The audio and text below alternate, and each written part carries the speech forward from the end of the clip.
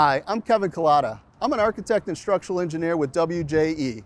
We're standing here today outside the Janney Technical Center, and we're getting ready to do a water penetration test.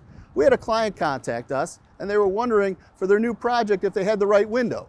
So they sent us the windows, and we're going to do some testing to check and make sure that they're going to perform as intended. So we have our spray rack in position and ready to go. We're hooked up with our hose, and the rack is going to provide a sheet of water across the test specimen, or window in this case, and while we're pulling a negative pressure on the inside. So let's go take a look on the inside and see the setup before we actually start the test.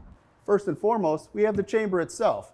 It's made out of wood, and it has a vinyl covering. This allows us to watch during the testing to see if any water infiltrates. We also have a vacuum with a hose in order to create the negative pressure as we're simulating a wind-driven rain event. To measure the pressure, we have a digital manometer.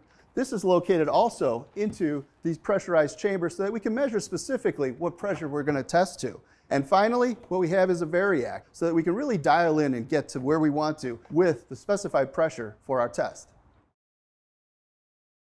While the test is going on, we'll be checking around all the corners and all the edges to verify that no leakage occurred.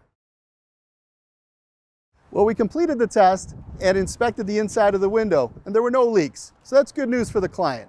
But had we found leaks, the Janney Technical Center is well equipped to diagnose those leaks. Thanks for stopping by the Janney Technical Center.